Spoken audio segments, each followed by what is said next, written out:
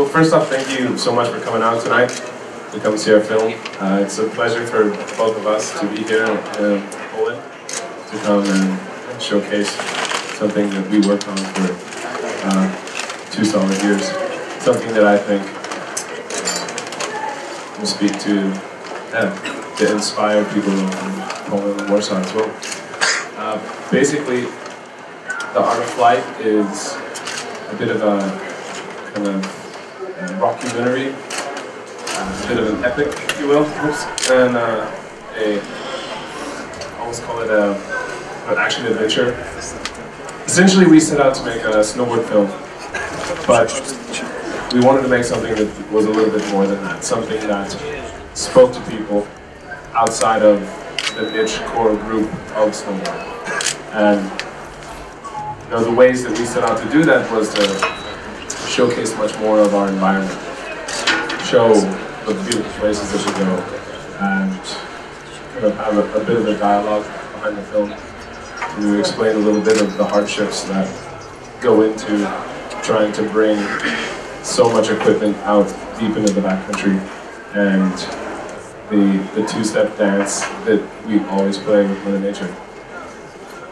The next generation of snowboarders, it's crazy how far snowboarding's come in the last 2 years with the progression of half-pipe riding, slopestyle riding, these kind of avenues of snowboarding that will also be showcased in the next Olympics. There's slopestyle as well as half-pipe. No doubt what the youth has been able to achieve with this is incredible. I think snowboarding is something that, oftentimes you see people evolve. I think both Nicholas and I shared similar beginnings in riding. Lots of contests, lots of bigger events, and for both of us, I think it's been an amazing journey being able to take what we've learned when we were younger and apply it to backcountry riding. I think that's a route that lots of snowboarders take. So I think that moving into the future with that, it's going to continue to stay totally relevant. This type of freestyle competitive riding, but I think in the future you're going to see more kind of all-over type riding, and I think maybe even more contests that involve this freestyle riding, but in backcountry settings. Crazy things with the film. I think that there was about 6 main locations, 7 main locations in the movie. And when we set out to do it, we had no intention whatsoever to keep it in order from first shoot to last shoot. It wasn't until later in the process of the final edit that the film actually became perfect chronological order. So the very first trip that we went on for filming was a trip to Alaska, and the very last trip we did was a trip to Revelstoke, British Columbia, and everything in between is actually in perfect order, which I was quite surprised about. I think that maybe for me there was kind of 2 moments that were the best for me. We planned a lot to come and make this film, and the very first trip that we set out to do was up to Alaska, to the Tordrillos Mountains. And, I've been going up to Alaska for 10 years, and conditions that we found up in Alaska this year were the best I've ever seen them. It was really incredible how good Alaska was. And walking away from that trip, knowing what we had accomplished, I think it was really something special, and it helped set the tone for the entire movie. The following year and a half, we worked our asses off, and it didn't come that easy at all. Until really we got to the very end, and our final push to try to make the film was with Nicholas up in Revelstoke. And the 2 months filming at the very end of the movie, I think this section of time was the other kind of most satisfying moment, finishing it knowing that we had some really amazing stuff. 4 years ago we did a contest called the Natural Selection, and it was an amazing contest. It worked great. Most riders who came thought it was one of the best contests they'd ever been to. It showcased kind of a new side of snowboarding, one that dealt with riding the mountain, natural situations, but also enhancing it a little.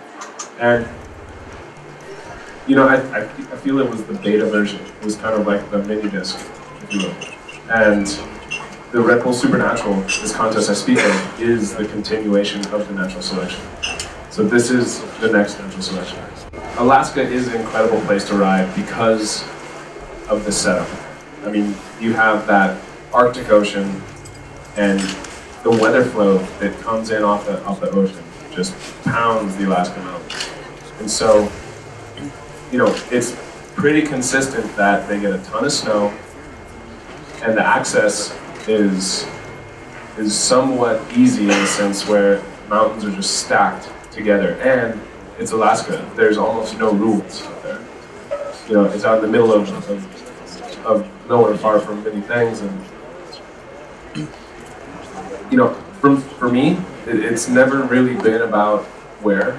It's been more about the conditions, and I think that while Alaska is what it is, and consistently, if you get it good in Alaska, that's as good as it gets. But I've been on many trips where Alaska is it's very dangerous out there. The snow's not good, it's windy, and there's so many other amazing places to ride. You get the Alps, amazing. You get the Rocky Mountains, amazing. New Zealand can be incredible. The Andes, Argentina and Chile are massive. And with the right weather patterns, those places can be amazing to ride. Russia, there's so many mountain ranges that I've never even been to that I think, for me, it's more about the conditions and the people that you know versus the place. But no doubt, if you had to choose one spot where the best day of riding could go down, I think it could be Alaska. So why do I snowboard? For me, it's multifaceted, as not only is I'm very passionate about it, but it's also my job. There is a job element to it. But the root of why I snowboard is very simple. I think it's very fun.